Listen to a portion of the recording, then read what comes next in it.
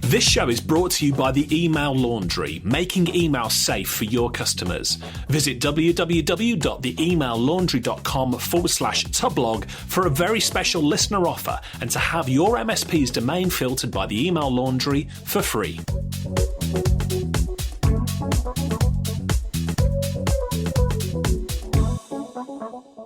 You're listening to Tubb Talk, the podcast for IT business owners, with our featured conversation with Richard Tubb and Arnie Bellini of ConnectWise. My name's Jeff Nicholson, and this podcast is all about helping you grow your IT business. In this episode, Richard talks with Arnie Bellini, CEO of ConnectWise, a community-driven software company. Arnie started his career as a technology consultant for PricewaterhouseCoopers. But when the PC came out, he realized it was going to change the world. He founded ConnectWise as a technology solutions provider before developing it into the business it is today.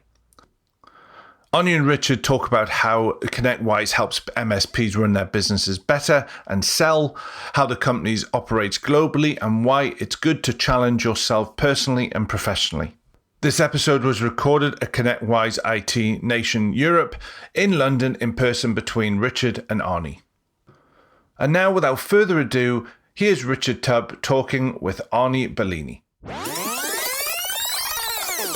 Hi everyone, Richard Tubb here, and I'm joined by a very special guest today, the CEO of ConnectWise, Arnie Bellini. How you doing, Arnie? Good, Richard. Thanks so much for having me. My pleasure. Well, thank you for making the time to spend with me today. It's been a few years since we've seen each other. I used to be a ConnectWise partner way back in the day. For those who aren't familiar with ConnectWise and who you are as a company, perhaps give a brief overview.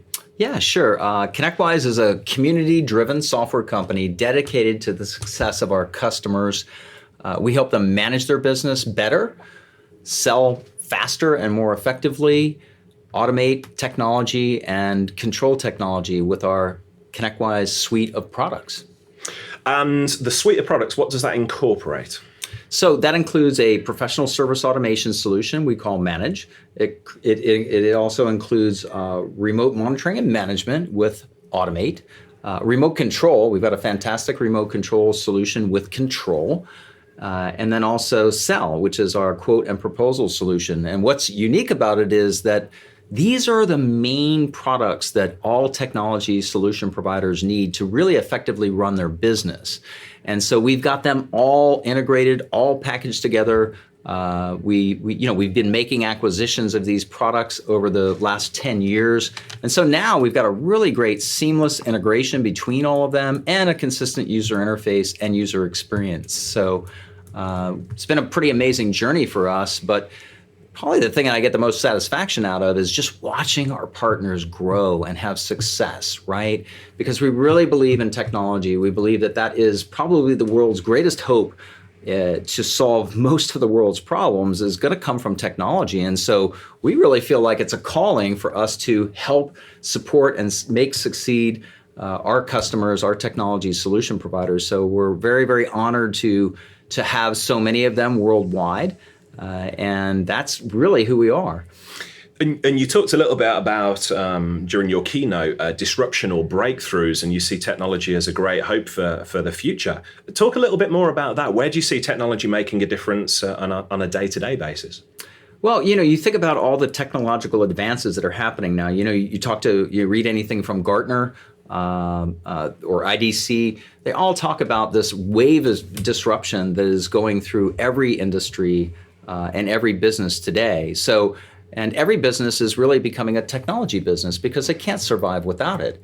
So the question is, who's going to implement all of this technology? Who's going to support all of this technology? And our answer is it's going to be our customers, the ConnectWise partners. And that's why we really see this as sort of a calling, because it's very important to get that technology implemented and embedded. There's so many examples of technology solving problems that the world has never been able to solve before.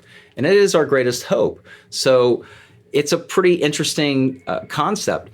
Take a lot of industries and talk today about the automotive industry and transportation industry. And the example of Tesla, how they're completely disrupting and changing the whole automotive industry simply because they approached an automobile from a very different perspective. They said, let's start with technology. Let's start with a computer and build a car around it.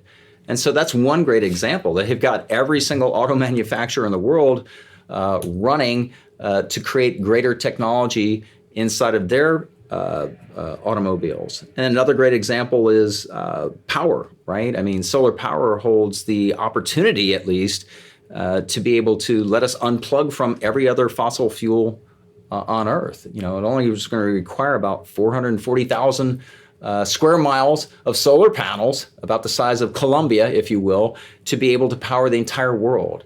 And so, these are problems that the world needs to solve.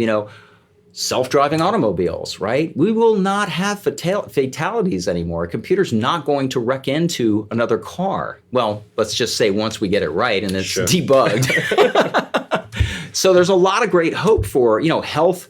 The healthcare industry is being completely transformed by technology as well. So, all of the world's problems are being solved. Now, I talk about these big ideas, but then I also want to bring it down to something a little bit more practical and the things that we feel that our partners and our customers can take advantage of today. And so we also talked a little bit about that today. And we think there's amazing opportunities that are sitting right in front of us.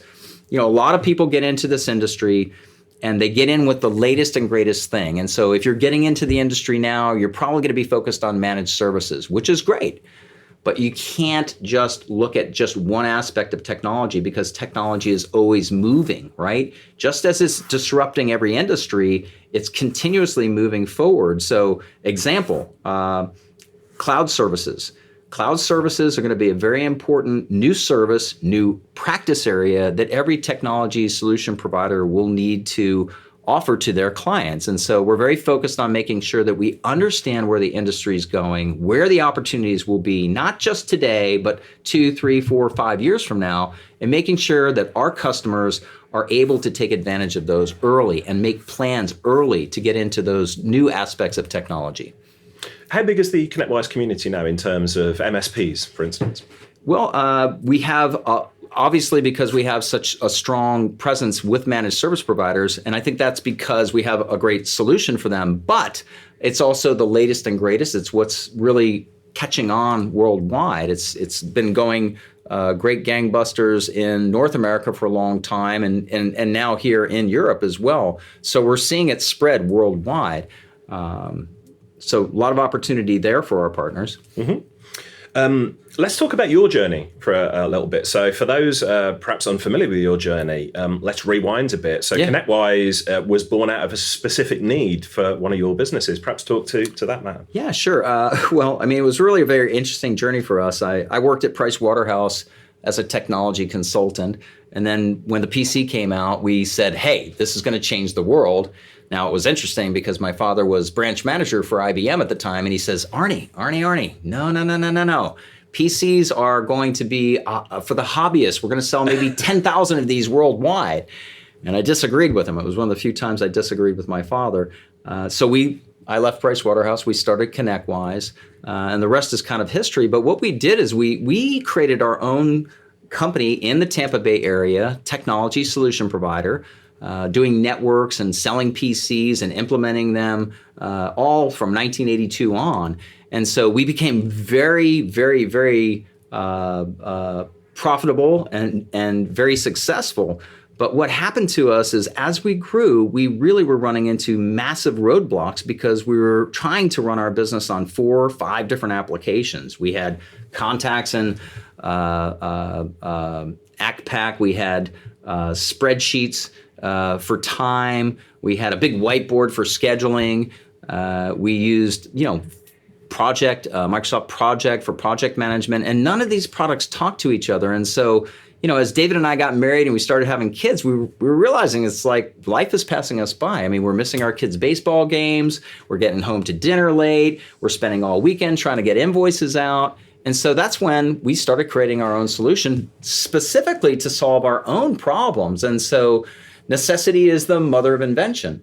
Once we created the solution, we have a lot of friends in the technology industry, and we started showing them what we did. And they said, well, you've got to give me a copy of this. And that's kind of how the whole ConnectWise software side of the business started. So, we are our customers, and we like to say to them, we are you, because we come from the same place. In fact, we still have that company today. It's about 3.5 million pounds a year, brings about 30% to the bottom line. And so it's kind of our petri dish, right? I mean, we're constantly being able to experiment with our own company, but it gives us a massive domain expertise so that we really are understanding what needs to happen next with our software suite. So it's not software first for us. It was understanding the industry, being in the industry, having success in the industry, and then wanting to be able to share that success with others through our solution. Yeah. And ConnectWise now as a software company, we talked about your presence in North America, growing out of Tampa in Florida. You're worldwide now. So talk a little bit about the expansion plans. You're here in the UK, European presence as well. What's next coming up for the rest of the world? Well, we have an office here in central London. We've been growing very, very rapidly here. This is our European headquarters. So what's next for us is to continue to focus on expanding our presence here in Europe through our European office here in London. And then we are also taking the opportunity to go down to Australia. We have a large number of partners down in Australia, and so that will be the next office that we open. And then probably the next office we'll open will be, I'm guessing, in Germany. Mm-hmm. So probably in 2018, late 2018, 2019.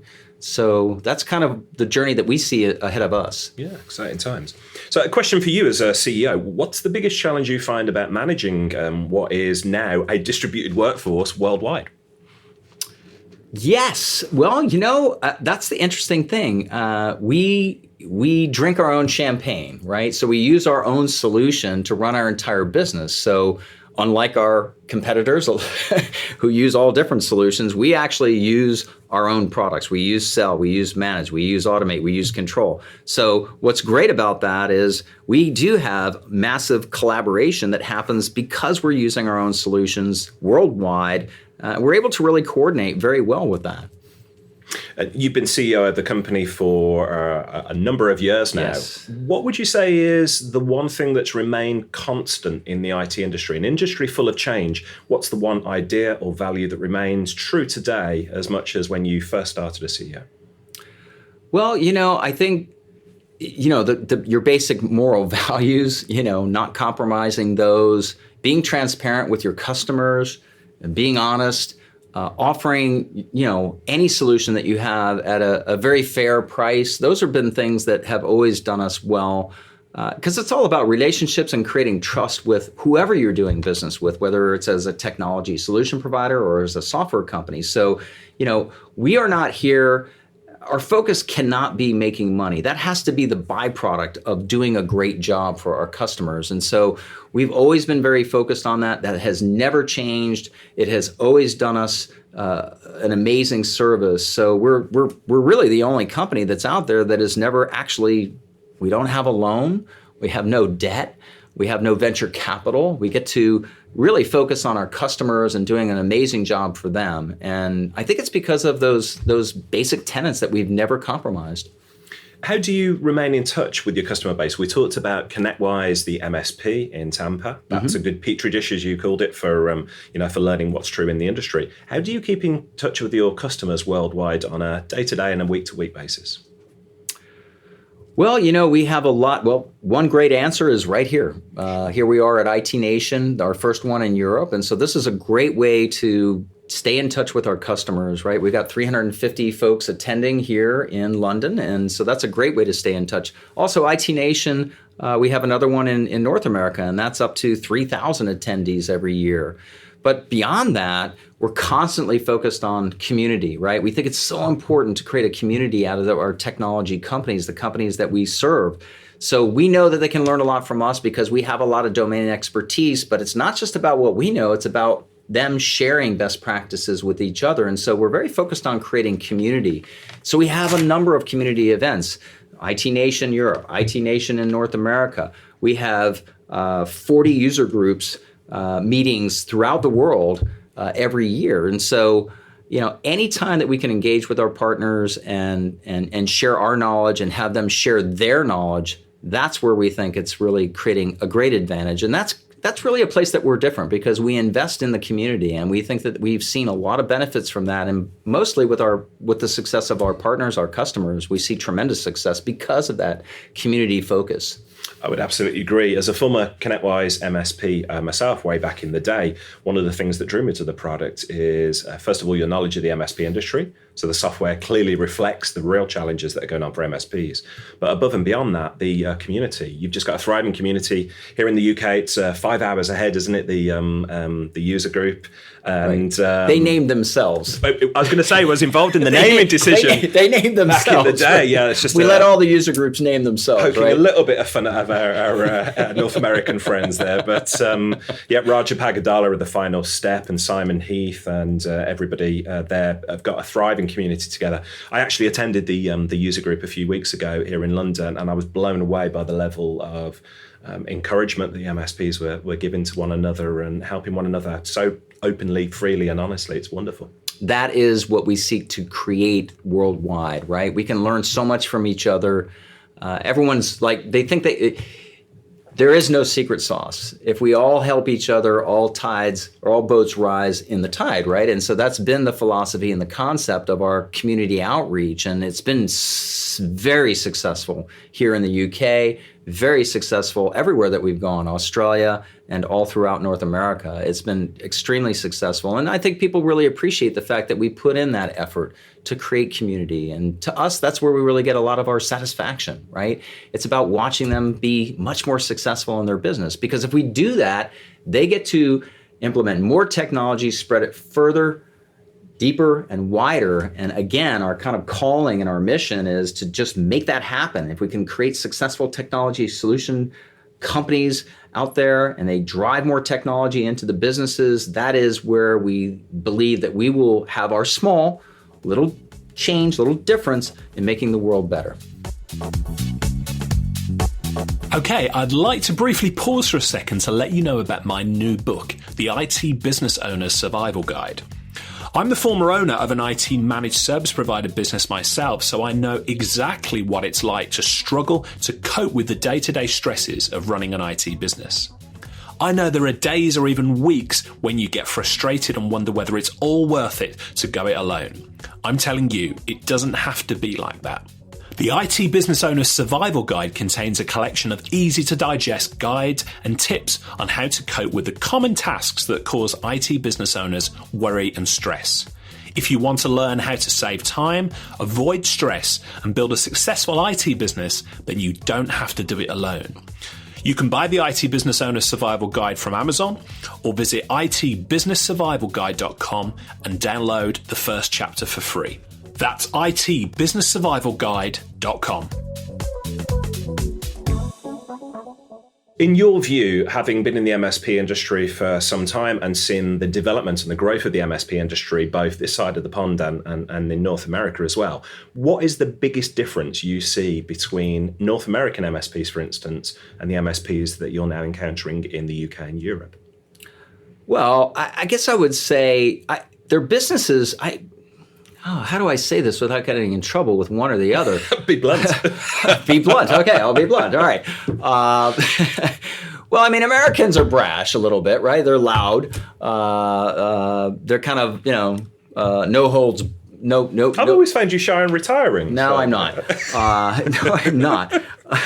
But I mean, Americans in general are that way. I think what we see is that here in the UK specifically, people, business owners are more deliberate, and I really like that. I think that's a really good aspect. So what happens in America is they go and grab the latest and greatest technology, and they'll go run with it. It's just a bunch of cowboys, right?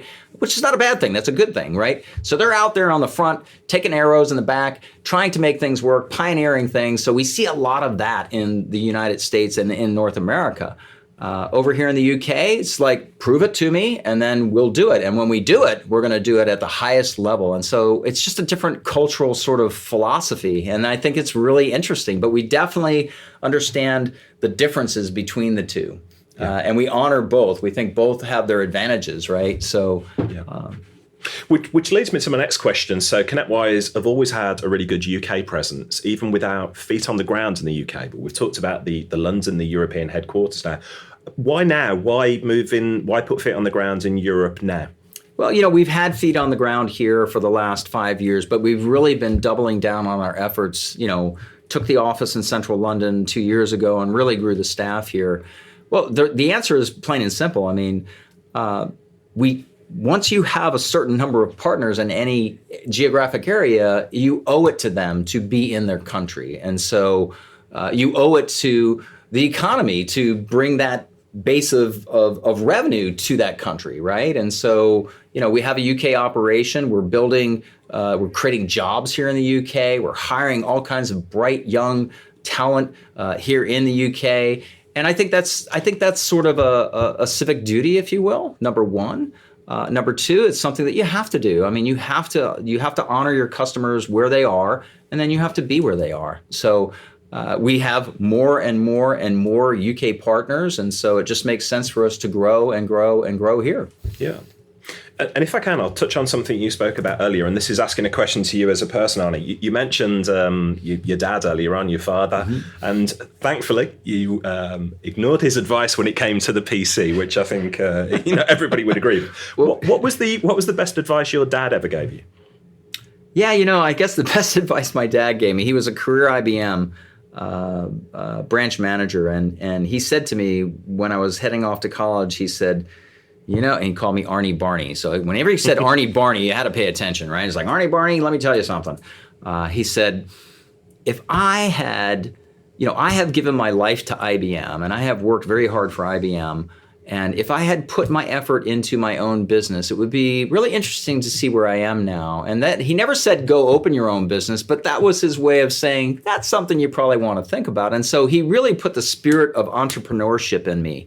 And that was probably the best advice that he ever gave me, because what's been awesome about that is to be able to have an idea, have a vision, have a concept, one that I feel is something where I can benefit the world with my talents, if you will, and to be able to have that and to watch that grow and to see the success with our partners.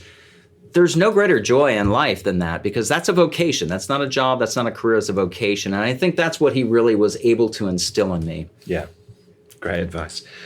We've talked about your relationship with your dad. Clearly, he was a massive positive influence on your life. Who else would you cite as big influences on your personal success?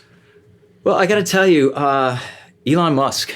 Really? Yeah, really. The reason Elon Musk is so intriguing to me is, number one, he is a contemporary. He is living today. And the man is amazing. Not only is he talented, but I think the big thing about Elon is he has a vision. He is trying to make the world a better place, and he will go to any length to make it happen, including bankruptcy. So he makes big bets. He's all in, and he's not afraid. And I love that about him. And it's not about the money. And I love that about him. So he's really about trying to make the world a better place. And if he happens to make money along the way, well, good for him. And it seems to be working out for him. So he's a great inspiration for me. He's probably my most current, greatest inspiration right there. And we talked about fear. You're a man who strikes me as having very little fear. You mentioned this morning that you were up at 5 a.m. to go for a run across Hyde Park. Right. Athletics and strength and competition is a big part of your life. Talk to me about what you've done in the past in terms of personal challenges. How have you stretched yourself? Well, when I turned 50, I started going through my bucket list, right? And I said, okay, what's on the bucket list? And, one of the things that was on there is, run a full Ironman, right? Or to participate in a full Ironman. Another one was to swim the English Channel. And so first thing is I took the challenge of Ironman on, and I completed 3 of those, and I said, well, I got to do something different. Looked at the checklist. I said, oh, English Channel, which is what's endeared me to the UK here. Yeah. I spent a lot of time here in Dover practicing in your very cold waters here. I've never even been to Dover. You're the other side of the planet, and you've been there much more than me. So, yeah. So, I completed the English Channel in 2013, and that was a big life accomplishment for me. And it also got me very, very sort of engaged with the whole culture over here. I spent a lot of time in the UK practicing for that. But I think the reason that I've done those things, I think it's really helped me as a CEO, and it's helped me as an entrepreneur, because the one thing that I learned from all of that, it was about discipline, about training, but mostly it was about facing your fears. The reason I decided to swim the English Channel was because I didn't think I could do it. I wanted to see if I could surprise myself, if I could face that fear and overcome it. And let me tell you something, swimming the English Channel, yes, it's a physical feat, but it is 90% mental. You just have to keep going, and it doesn't matter how cold it gets. And I even failed, right? So in 2012, I made my first attempt, and I got 4 miles from the coast of France, and I started going to hypothermia, and I had to call it quits. But I came right back in 2013 and made it all the way across. And then after that, I said, all right, let's go on a tear here. Let's see if I can get the Triple Crown, which is the English Channel, swimming all the way around Manhattan, swimming from Catalina Island to the shores of LA, and then also the Tampa Bay Marathon, swimming from the entire 24 miles of Tampa Bay. So those are just challenges that I throw in front of myself. And I always like to have some big, huge physical challenge outside of business at the same time that I have all of my challenges in the business. It helps to keep me balanced. Yeah. Do you find it has a knock-on effect, how you challenge yourself physically on a personal level? Does that inspire success for you as an entrepreneur? Do you try harder as an entrepreneur as a result of that? I do. Yeah. I do try much harder as an entrepreneur, because I realize that you cannot give up and that you can accomplish your goals if you're willing to put in, as Jim Collins says, the 20-mile march, right? Get up, do what you need to do every day. Success is never an instant in time. It's about those 20-mile marches that you've made over and over and over and over again. I think a lot of people get that confused. Everyone's looking for that quick hit, that immediate success. It just doesn't exist. And so Jim Collins has done a great job, great book, great by choice. Jim Collins, perfect for every technology company out there to read this book, because it really does address the key fundamentals of success. And so I think that's what it's really driven home to me. Cool. And we'll make sure that's in the show notes for listeners, so you can go and grab that book from Amazon. Returning to your professional career, as an entrepreneur, what would you say is the best decision you've ever made? Well, I think the best decision was to go into business and to pursue my passion, right? And that was to spread technology. I mean, you got to remember, it's like I've been doing this for 35 years now. And when we first started, it was the PC. And I realized, I was a consultant at Price Waterhouse, and we were doing consulting for mainframes and mini computers, and they were charging me out way back then at $125 an hour. And I realized that was technology being put in the hands of very few companies in the world. And so when the PC came out, to me, that was revolutionary. And it meant that, hey, look, we can put the power of the PC in every person's hands. And so that was the thing that really caught my attention. And that's why I dedicated my whole life to, spreading that and making sure that others could spread that technology everywhere. And so I think I would say that's probably one of the best decisions that I've ever made in my life, is to follow my passion. Because, hey, look, at 58, you've got to have something that you're passionate about, right? That's what gets me up in the morning. That's what keeps me excited. And I think it will for a number of years.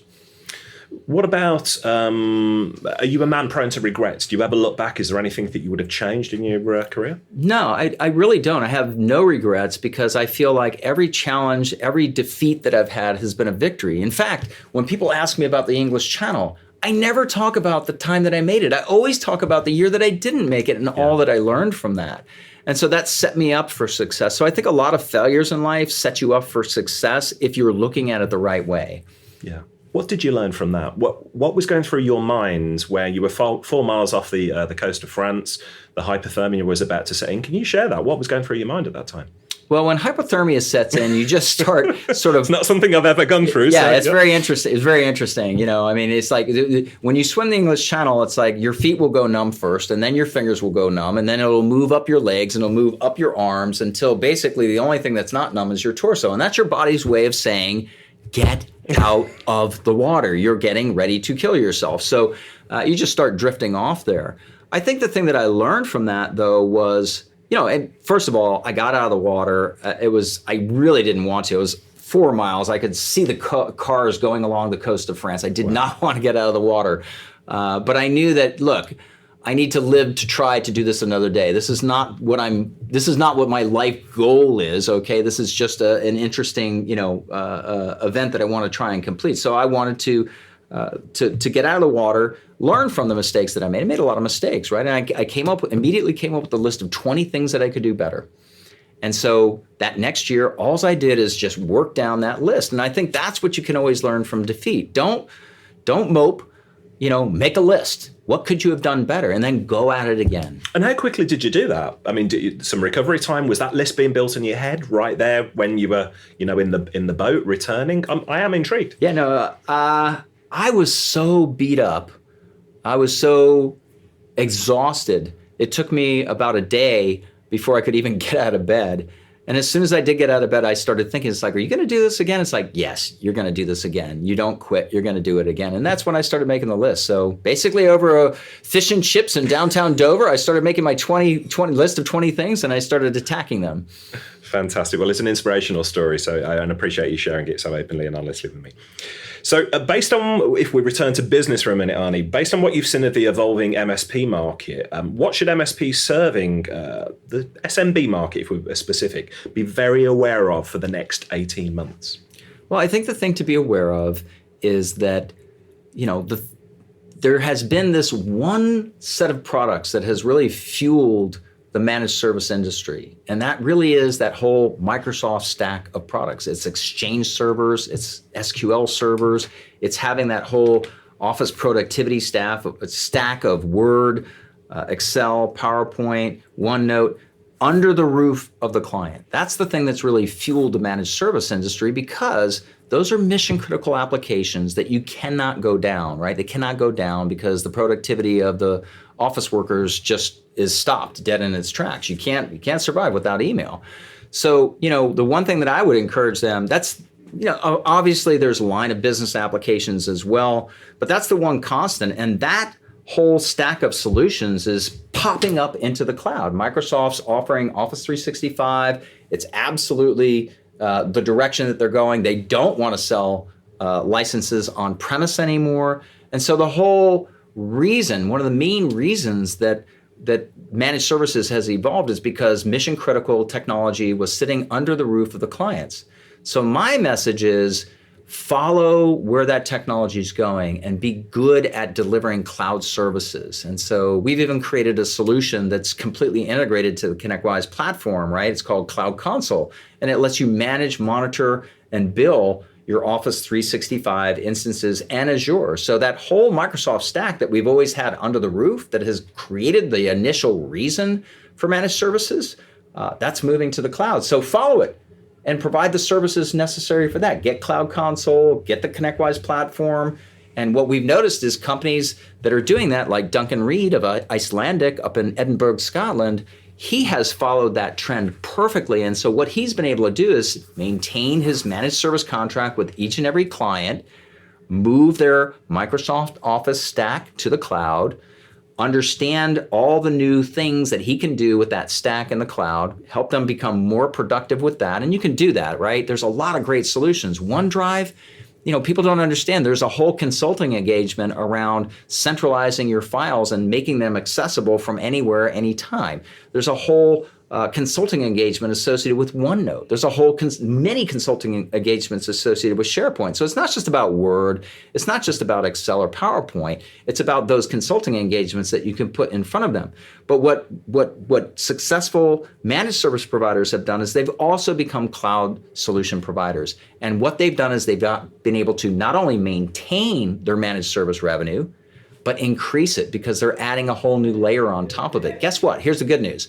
Yes, Microsoft Stack might have created the reason for managed services, but guess what? Managed services is never going away. The need to manage and monitor and keep the technology under the roof up and running is always going to be there. But you need to also provide that cloud service solution as well. You've got to own that stack in the cloud, and you've got to be helping your clients with that. So that would be the one big message I would get across to all managed service providers. Also, become a cloud service provider. Great advice. What's next for ConnectWise? What's on the agenda? Well, we have all kinds of plans. I mean, we're always, we have all kinds of visions and plans. But I mean, I think really what we're really focused on now is, very tight integration, seamless integration of our entire platform, a consistent user interface and user experience, very similar to what you see with the Microsoft stack of products, right? That's where we're driving our solutions. And then we also are looking out 2 and 3 years and figuring out what do our partners, what do our customers need as we look into the future. And so cloud services, we knew that was going to be important. So we created Cloud Console. We believe that chat, because I asked today, it's like, how many folks have teenagers? Great. How many of them answer their cell phone when you call them? No hands went up. Okay. How many of them answer email when you send them email? No hands went up. Then I said, how many of them answered their text? All the hands went up, right? So the new generation that's coming into the workforce is going to expect you to be able to chat with them to provide support. And so we've got a great chat solution out there as well. So, really focusing on filling in kind of the cracks around the ConnectWise platform is important for us. And then expanding that ecosystem. We're very focused on open APIs and very robust APIs so that anyone and everyone can integrate to that ConnectWise platform, therefore expanding that ecosystem so that, hey, look, if you're on ConnectWise and if you're on the ConnectWise platform, you're going to have lots of choices. And so you can't go wrong. And that's really where we're focused is make it so that, hey, look, partners can get any kind of application they want. It's going to be integrated to the ConnectWise platform. Great. I'd wish you the best of luck with it, but I think you're a man who doesn't need luck. You work hard enough that you don't need luck anymore, Arnie. I'm very conscious of the time. You've been up since 5 a.m. running across Hyde Park this morning. We've got a party to go to later on Richard Branson's rooftop terrace there. Yes. So I will let you get on at this point. But if anybody wants to find out any more about ConnectWise or get in touch with you personally, how would they reach you? Well, first of all, the website is www.connectwise.com, or you can go there. You go connectwise.co.uk. Okay, so we've got both, and connectwise.co.au. So we've got that as well. So that's where you can get all kinds of information about ConnectWise. And then for me personally, you can send me an email. It's arnie@connectwise.com.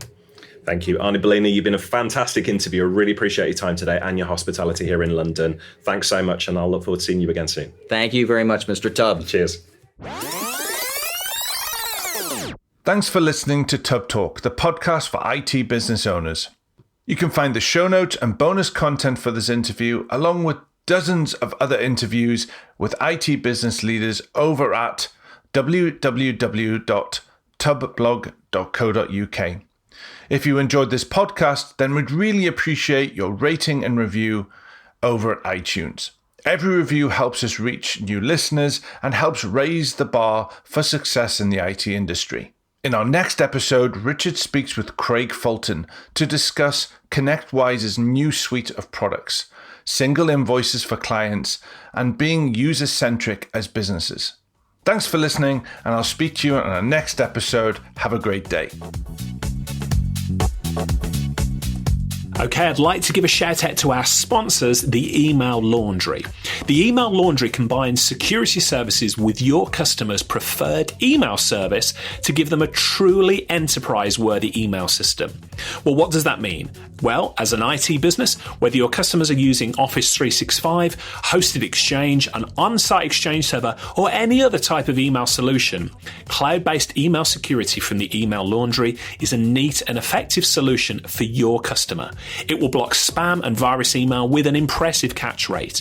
Put simply, when your customer's email server is protected behind the Email Laundry, they'll thank you for the security it offers them. Now, the Email Laundry are offering free email security for your own domain to all listeners to this podcast. All you have to do is to sign up for a free partner account through this special listener URL, www.theemaillaundry.com/Tublog. Use that link to have your own domain filtered for free for 1 year. And there's more to this special offer.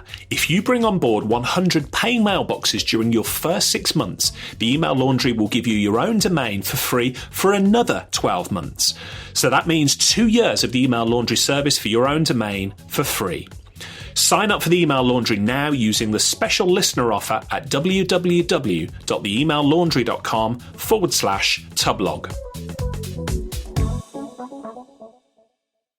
Hey team, this is Richard again. Just one more thing before you take off, and that is MSP Insights. Now, every Tuesday, I share my thoughts on the business of IT with you, the managed service community. Thousands of managed service providers already subscribe to MSP Insights. It's easy to sign up, easy to cancel. MSP Insights is basically a short email from me every Tuesday without fail with advice on growing your IT business, plus cool resources I've found, discovered, or started exploring that week. It's kind of like my diary of cool things and often includes articles or books I've read, tools I've discovered, and events I think you'd be interested in, often sent to me by my friends and Tub Talk podcast guests. So if that sounds fun, a short tiny bite of MSP goodness every Tuesday, and you'd like to try it out, just go to go.tub.co/Tuesday. That's go.tub.co/Tuesday. Drop in your email and you'll get the very next one. Thanks for listening.